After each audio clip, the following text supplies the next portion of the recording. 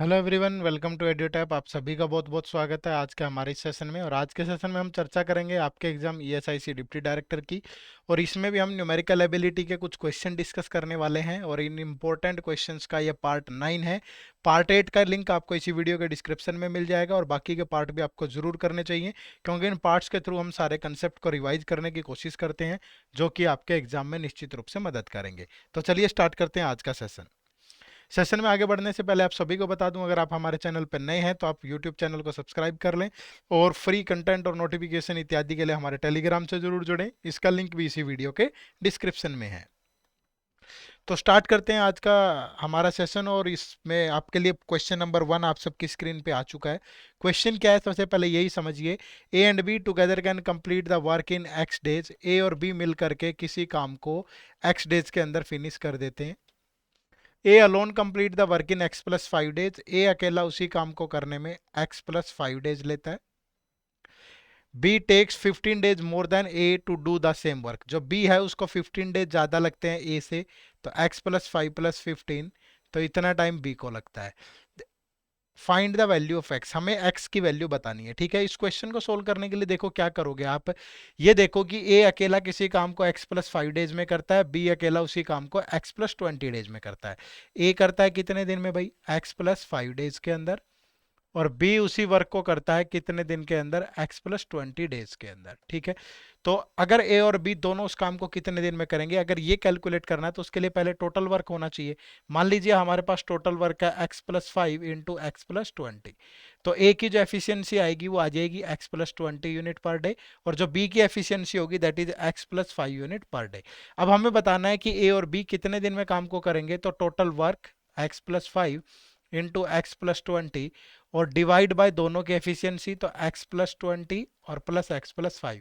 तो ये आ जाएगा ए और बी दोनों द्वारा लिया गया टाइम, और जो कि कितना है x, तो ये x के इक्वल होगा। क्रॉस मल्टीप्लाई करके आप x की वैल्यू यहाँ से निकाल सकते हैं। तो एक तरीका तो ये है इस क्वेश्चन को सोल्व करने का, जो कि एक बेसिक तरीका है। ठीक है, बट बाय ट्रिक आप कैसे कर सकते हो, जब भी आपको इस तरीके से दिया हो कि ए और बी की टाइमिंग आपको पता है, ठीक है, और हमें ये मालूम है कि जो ए है वो दोनों द्वारा लिए गए टाइम से कितना टाइम ज्यादा ले रहा है, और जो बी है वो दोनों द्वारा लिए गए टाइम से कितना ज्यादा ले रहा है। ठीक है, जैसे यहाँ पे हमें पता है कि ए और बी उस काम को करने में एक्स डेज ले रहे हैं, तो ए दोनों द्वारा लिए गए टाइम से कितना ज्यादा ले रहा है, 5। बी दोनों द्वारा लिए गए टाइम से कितना ज्यादा ले रहा है, 20। तो जो दोनों द्वारा लिया गया टाइम आ जाएगा वो आएगा दोनों की, जो जितना जितना टाइम ज्यादा ले रहे हैं दोनों की मल्टीप्लाई करके उसका स्क्वायर रूट कर दो। तो जो एक्स की वैल्यू यहाँ पे आ जाएगी दैट इज √100, यानी कि x इज इक्वल टू आ गया 10 डेज। तो दोनों मिलकर के उस काम को कितने दिन में करेंगे, 10 डेज में। या find the value of x क्या आ गया, 10। तो option A is the right answer.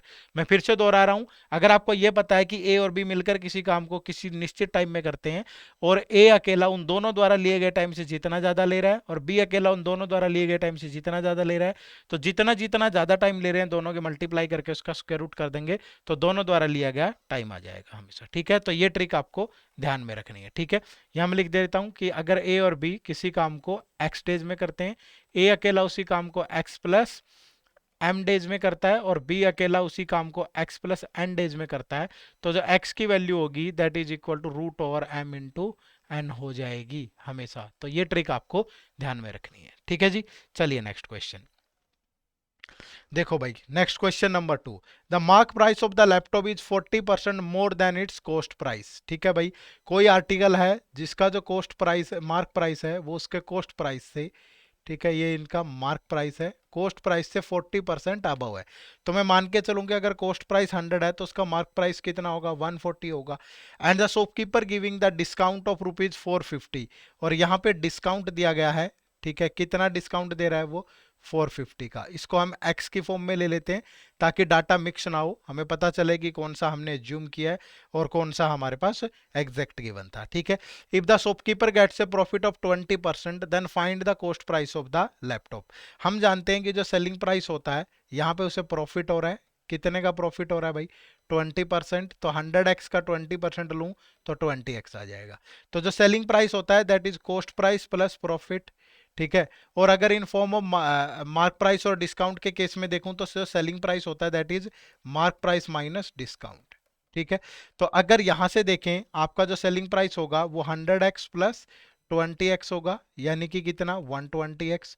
और अगर इधर से बात करूं तो आपका जो मार्क प्राइस है वो कितना है भाई 140x, और माइनस डिस्काउंट कितना 450। तो ये भी आपका सेलिंग प्राइस है और ये भी आपका सेलिंग प्राइस है। अगर दोनों इक्वल होंगे 120x is equal to 140 X minus 150, तो 140 में से 120x माइनस होकर 20x रहेगा, और ये उधर जाके पॉजिटिव होगा तो 450 आ गया। ठीक है, अब हमें बताना है कॉस्ट प्राइस। 20x की वैल्यू 450 और कॉस्ट प्राइस कितना था 100x, तो 100x की वैल्यू कितनी होगी भाई, तो 20x को 5 से मल्टीप्लाई कर दो दोनों तरफ, 450 को भी 5 से, तो 0 5 5 या 25, 500 के 20 और 2 22, तो जो कॉस्ट प्राइस होगा दैट इज 2250। ठीक है, दूसरे तरीके से भी कर सकते हैं आप, इसको रेशियो से भी कर सकते हो, पता नहीं दुनिया जहान के तरीके हो सकते हैं एक ही क्वेश्चन को सोल्व करने के, बट जो इजीएस्ट वे है जहां से आपका जो कंसेप्ट है वो बिल्कुल क्लियरली आपको समझ में आएगा, वो यही वाला है भाई। ठीक है, चलिए नेक्स्ट क्वेश्चन देखिए। Question number 3, Ravi invested ₹21,500 in a scheme offering 20% interest on compound interest for 4 year compounded annually. Kiran invested ₹27,520 in a scheme offering 16% simple interest for 5 year. Then find the difference in the interest earned by both of them. एक तरफ रवि है, ठीक है भाई, जिसका जो principal है वो 21,500 है, और जो रेट है दैट इज 20% पर एनम है। ठीक है, और जो टाइम है वो कितना है भाई, टाइम आपका 4 year है। ठीक है, और ये सी आई पे आपका लिया गया है। ठीक है, और अगर दूसरी तरफ किरण की बात करें तो किरण है जिसका प्रिंसिपल कितना है 27,520, और जो रेट है that is 16% of simple interest है, और जो टाइम है वो 5 year है। तो हमें दोनों के इंटरेस्ट में डिफरेंस बताना है। ठीक है, तो किरण का इंटरेस्ट निकालना तो बहुत आसान है, आप सभी जानते हैं कि PRT, ठीक है, डिवाइड बाय 100 आप करके इसका इंटरेस्ट निकाल सकते हो। ठीक है, और दूसरे तरीके से भी निकाल सकते हो, पर बहुत आसान क्वेश्चन है, क्यों फालतू की एनर्जी वेस्ट करनी। तो ये 2, ये 0 से 0 जाएगा, ये 2 से जाएगा 8, तो यहाँ से जो सिंपल इंटरेस्ट होगा 8 दूनी 16, 8 पंजे 40 और 1 41, 4 8 7 56 और 4 60, 6 8 दूनी 16 और 6 22, तो ये 22,016 रुपए आपका यहाँ से इंटरेस्ट आ गया सिंपल। अब कंपाउंड देखो, अगर 21,500 पे 4 साल का लेना है तो एक तरीका तो वही है कि P इंटू 1+R/100 की पावर टाइम, इस तरीके से आप कर सकते हो। दूसरा आप ऐसे भी कर सकते हो कि पहले साल का इंटरेस्ट क्या होगा, रेट कितनी है 20%, इसका 1/5 ले लो, 20% ले लो, तो इसका जो 20% होगा 0 से 0 कटेगी भाई। ठीक है, 10% होगा 2150, तो 20% होगा 4200 प्लस 50 का डबल तो 4300, पहले साल इंटरेस्ट मिलेगा 4300, दूसरे साल इंटरेस्ट ये तो एज इट इज रहेगा, प्लस इसका 20% ले लो, इसका 20% लोगे 10% 432, तो 20% इसका डबल हो गया भाई 8 6 4। अब थर्ड साल का इंटरेस्ट लोगे तो इस पूरे का टोटल देखो 4320 और 864, तो ये हो गया 43 और 8 51, और ये 20 और 64 84, प्लस इसका आपको 20% यानी कितना लेना है 10%, 518.4 होगा, डबल करोगे 1036.8 हो गया भाई। अब जो नेक्स्ट ईयर का इंटरेस्ट होगा फोर्थ ईयर का, ये टोटल कितना हो गया देखो, ये 0.8 प्लस 4 और 6 कितना हो गया 10, 8 और 3 कितना हो गया 11 और 1 12, 3 और 1 सॉरी ये तो हो गया 1, ये 2 और ये 5 और 1 6, तो ये हो जाएगा आपका 6220.8, प्लस इसका फिर आपको क्या लेना है, फिर 1/5 लेना आपका है, तो 622.02, तो ये तो हो गया 0.6, और 622 का डबल करोगे तो 1244। ठीक है, अब टोटल इंटरेस्ट देखो, पहले साल का तो 4300 है, दूसरे साल का कितना है भाई 43 और 8 5184, तीसरे साल का कितना है 6220.8, और चौथे साल का है तो 16 और ये 80 है ना, तो 0.8 नहीं होगा फिर ये, हाँ सही है, तो 8 और 16 कितना हो गया 96, और ये हो गया 4, और फिर बन जाएगा 4 और 2 6, और ये बन गया 2 और 2 4, और 6 और 1 7। तो अब सबका सम करेंगे भाई, तो सबका सम करते हैं, देखो 4300 है, फिर 5184 है भाई, फिर 6220.8 है, और फिर 7464.96 है, तो ये हो गया 6 9 और 8 17, 1 4 5 और 4 9, 8 और 2 10 और 6 16, 1 4 5 2 7 और 4 11, 1 और 4 5 5 10 16 और 7 23, तो 23169। ठीक है, 0.76 ये आ रहा है। कहीं गड़बड़ तो नहीं करती ना कैलकुलेशन वगैरह में? फिर से चेक कर लेते हैं।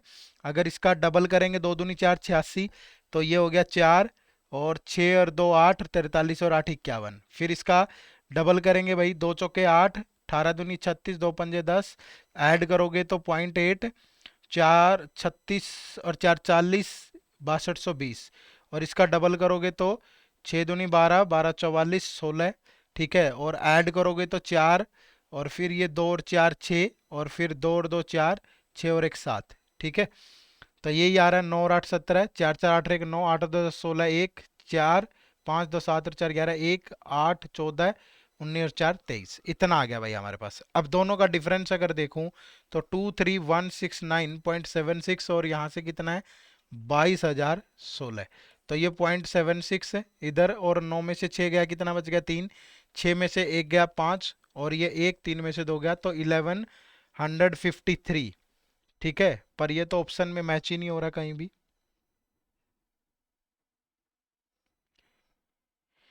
ठीक है, तो कहीं ना कहीं गड़बड़ तो नहीं हो गई है हमसे? या तो ऑप्शन ई आंसर होना चाहिए, या आसपास इसका जो भी बने।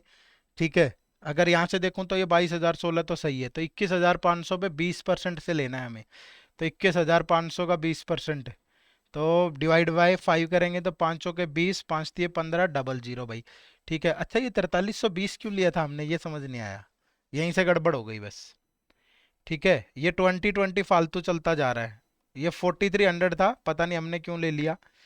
इसको मैं साफ कर देता हूँ, दोबारा से कैलकुलेट कर देते हैं, कोई ऐसा इश्यू नहीं है। ठीक है,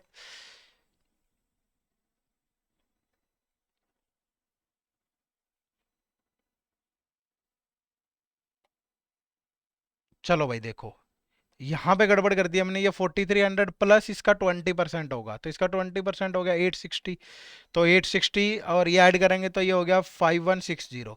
अब नेक्स्ट होगा, और इतनी कैलकुलेशन भी ना होती अगर वो 20 ना होता, तो देखो कितना इजी हो गया। अब इसका 1/5 लेंगे भाई, तो ये 5 से गया 1, फिर 0, 5 दिए 15 और 5 दूनी 10, तो ये बन गया 51 और एक 5 और एक 6, और ये 192, तो ये बन गया 6192।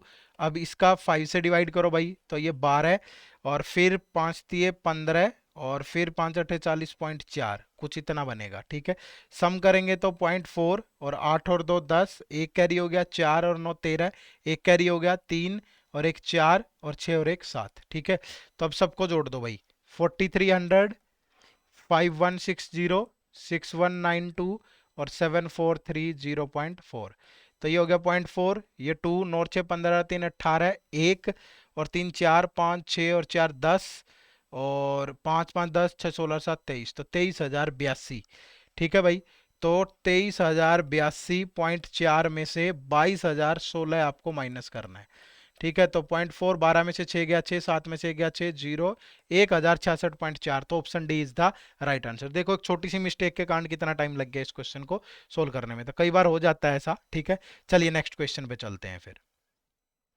सीमा is 8 year elder than his sister and 7 year younger than her brother Raj. ठीक है, Seema is 8 year elder than his sister। भाई यहाँ पे बोला गया है, अगर मैं मान के चलूं कि जो सीमा है, सीमा की सिस्टर की ले लो, सीमा सिस्टर। ठीक है, क्योंकि आगे भी देखो 7 year younger than her brother Raj, और when Raj was born her father age was 30, and when Seema sister was born his mother's age was 34। ठीक है, तो find the difference between the age of Seema's father and his mother. तो ये थोड़ा easy हो जाएगा। अगर मैं सीमा की सिस्टर की एज लूं कि ये एक्स है, और सीमा इज 8 ईयर एल्डर है, तो जो सीमा की एज होगी, सीमा की एज वो कितनी हो जाएगी x+8, and 7 year younger than her brother Raj, जो सीमा है वो ब्रदर राज से 7 ईयर यंगर है, तो दैट मीन सीमा का जो या सीधा ही ले लो यहाँ पे राज की एज क्या होगी भाई, x+8+7, क्योंकि 7 साल छोटी है तो x+15। आगे बोल रहा है when Raj was born her father age was 30, जब राज पैदा हुआ तो उसके जो फादर है वो 30 के थे भाई। ठीक है, तो जो सीमा के फादर होंगे, सीमा सिस्टर वाज बोर्न और and younger than her brother Raj, तो सीमा के सिस्टर, एक सेकंड यहाँ पे देखो कि when Raj was born her father age was 30। ठीक है, जब राज पैदा हुआ तो उनके फादर की एज क्या है, 30 है भाई। ठीक है, तो and when Seema sister was born his mother age was 34, तो मदर की एज तो सीधा पता चल गया हमें कि मदर की एज कितना हो जाएगी, मदर की एज तो होगी x प्लस 34, ठीक है। व्हेन सीमाज सिस्टर की एज कितनी है, x है, तो x प्लस 34 हो जाएगा, ठीक है। अब अगर उसके फादर की एज देखें, ठीक है, तो फादर की एज कितनी हो जाएगी भाई, फादर की एज हो जाएगी व्हेन राज वाज बोर्न, तो फादर कितने का 30 का, तो x प्लस 15 प्लस 30, तो ये हो गया x प्लस 45। पूछा क्या है, find the difference between the age of Seema's father and his mother. तो जो राज के फादर मदर है वही सीमा के भी हैं, तो दोनों में डिफरेंस देखो, x प्लस 45 है और माइनस एक्स माइनस 35 करोगे तो 11 ईयर का डिफरेंस होगा भाई, ठीक है। तो दैट मीन्स कितना हो गया भाई, 11 ईयर, तो option B is the right answer. Clear है सभी को।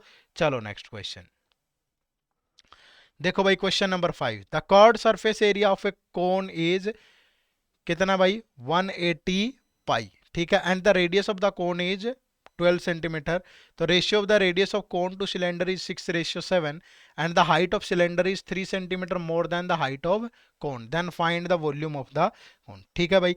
अब देखो जो कोन का कर्ड सरफेस एरिया होता है वो होता है पाई आर एल, ठीक है। तो यहाँ पे जो पाई आर एल है वो 180 पाई है भाई, ठीक है। तो ये बात थोड़ी सी ध्यान रखो कि फॉर्मूलाज आपको पता होना चाहिए इनके। तो यहाँ पे देखो पाई से पाई कैंसिल होगा भाई, तो आर इंटू एल, ये आपके पास आ गया 180, ठीक है भाई, आर इंटू एल आ गया 180 and the radius of the cone is 12, तो रेडियस 12 है, तो एल कितना होगा भाई, एल हो जाएगा 180 बाई 12, क्योंकि रेडियस कितनी है 12 है, तो 12 से कटेगा 15, तो एल आ गया 15 सेंटीमीटर। और जो एल होता है, एल होती है स्लांट हाइट कोन की, ये दैट इज इक्वल टू होती है root over H square plus R square, ठीक है। तो दोनों तरफ स्क्वायर कर दो, तो L square is equal to होता है H square plus R square. अब अगर यहाँ से कोन की हाइट निकालें तो एल स्क्वायर यानी 15 का स्क्वायर और एच स्क्वायर प्लस आर कितना है 12 का स्क्वायर, तो एच स्क्वायर इक्वल टू होगा 15 का स्क्वायर 225 होता है, 12 का 144, तो 81 हो गया। तो जो एच की वैल्यू आ जाएगी वो 9 आ जाएगी, तो कोन की हाइट आ गई 9 सेंटीमीटर। अब कह रहा है कि the height of the cylinder is 3 centimetre more than the height of कोन।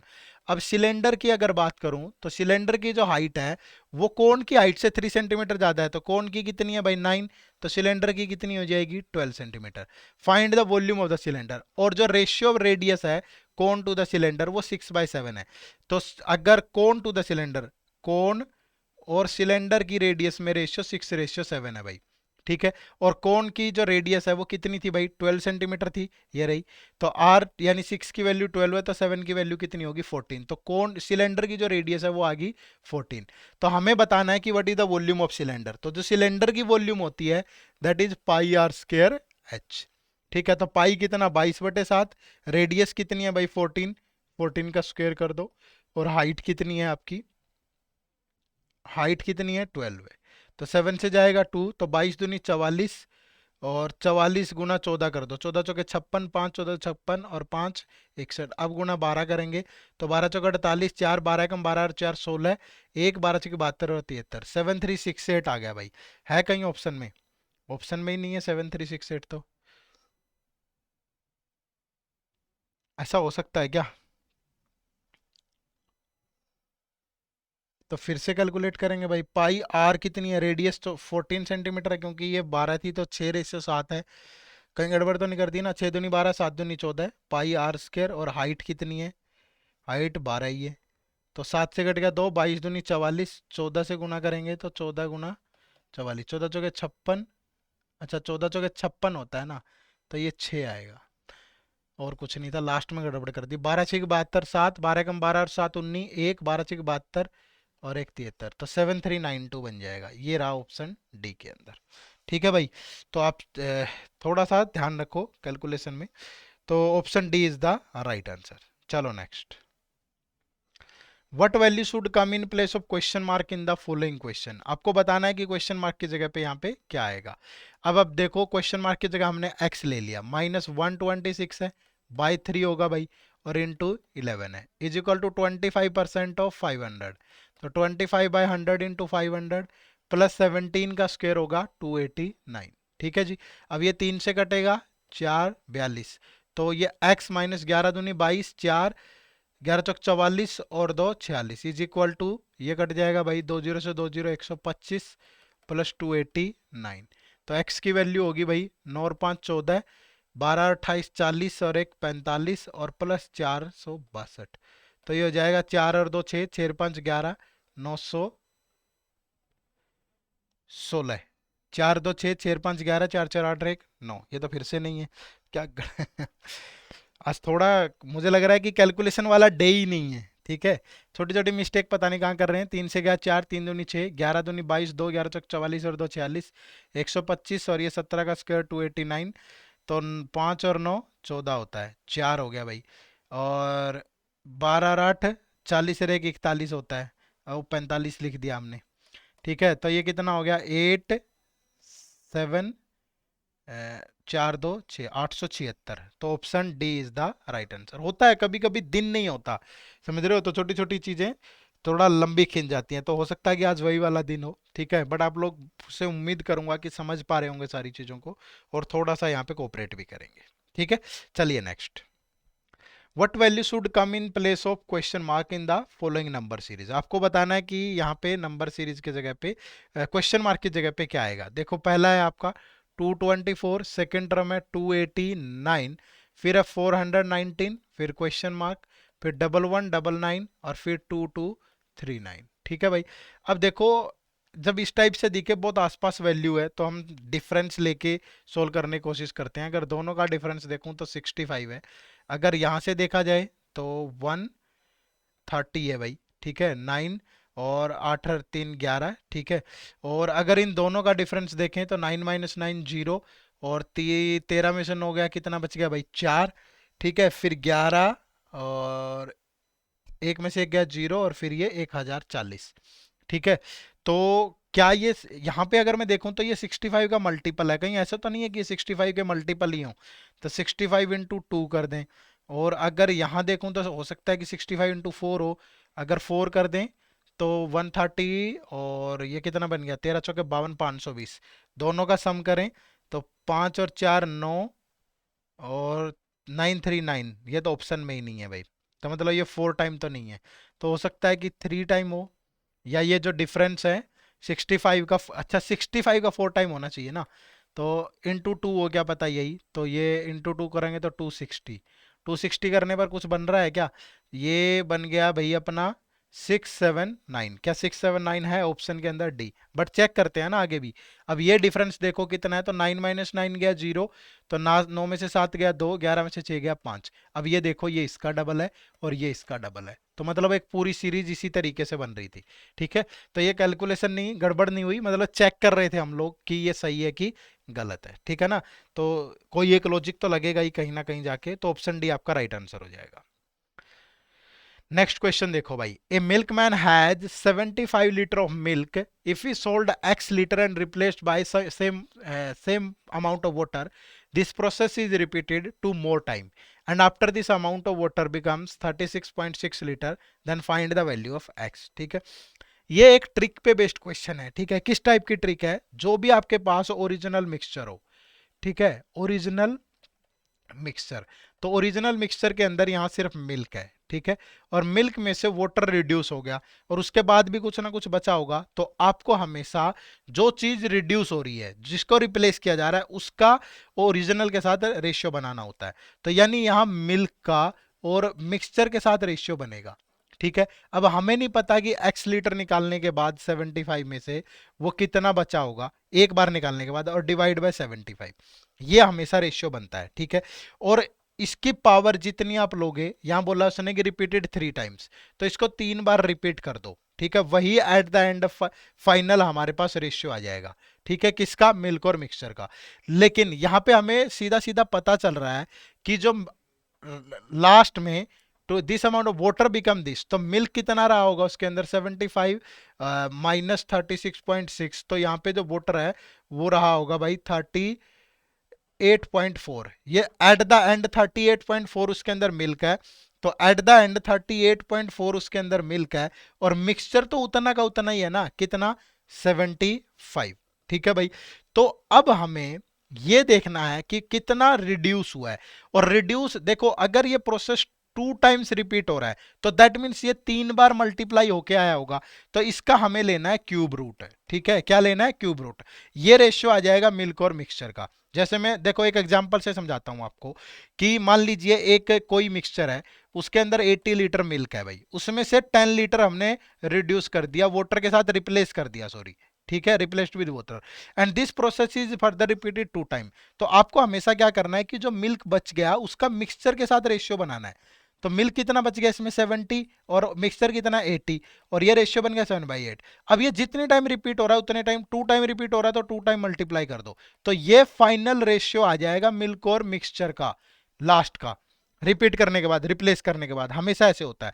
तो मैं ये भी बोल सकता हूं कि अगर मैं इस 343/515 का क्यूब रूट ले लूं तो ये ओरिजिनल मिक्सचर का रेशियो भी आ जाएगा। समझ रहे हो ना, मिल्क और मिक्सचर के साथ। तो वही सेम चीज हमने यहाँ पे की है, बट ना तो 75 का क्यूब रूट लिया जा सकता, ना 38.4 का, तो फिर कैसे लें, ये भी कैलकुलेशन एक बड़ी दुविधा है। तो आप क्या करो इसमें, देखो 380.4 डिवाइड बाय 75 है, 75 का मतलब होता है 5 × 5 × 3, ठीक है। तो मुझे देखो 5 × 5 अगर क्यूब रूट करना है इसका तो एक 5 और चाहिए उसके लिए, तो मैंने क्या किया, एक 5 से मल्टीप्लाई कर दिया, लेकिन एक ये 3 भी हटाना पड़ेगा इसलिए 3 से डिवाइड कर दिया, और सेम चीज हमने ऊपर कर दी 5/3 से मल्टीप्लाई, तो ये बच गया 1/3, और जब आप इसको सोल्व करोगे ये 3 से कट गया भाई 12.8, और मल्टीप्लाई करोगे ऊपर बन गया 64, नीचे ये बन गया 125। बात सेम ही है, बस कैलकुल उस फॉर्म में चेंज करने के लिए किया है ये। तो अब आ गया ये 4/5।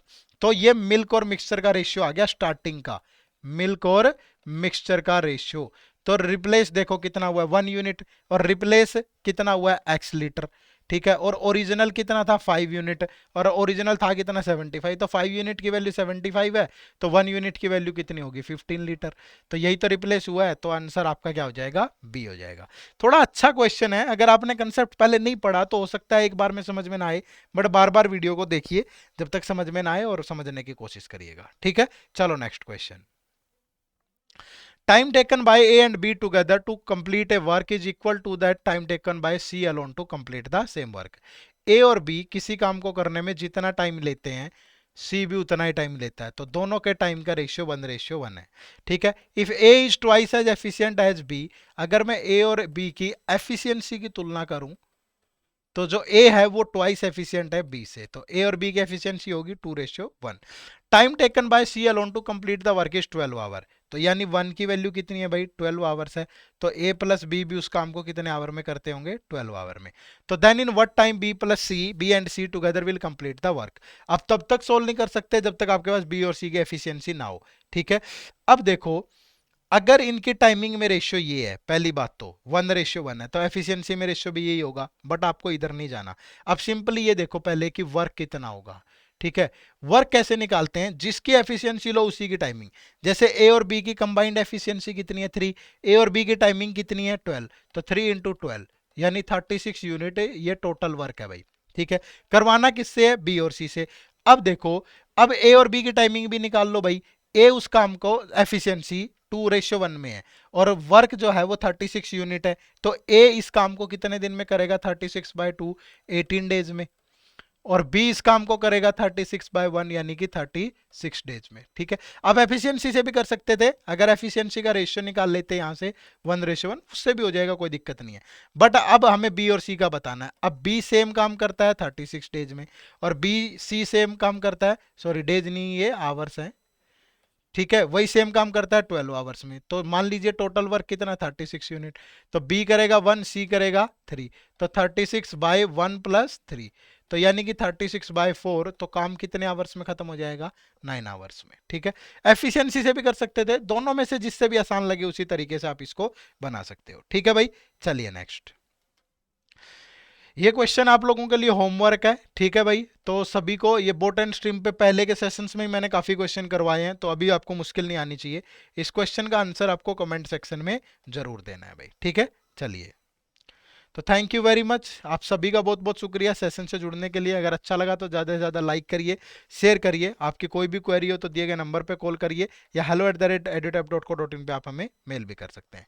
तो मिलते हैं नेक्स्ट सेशन में। थैंक यू वेरी मच, जय हिंद, जय भारत।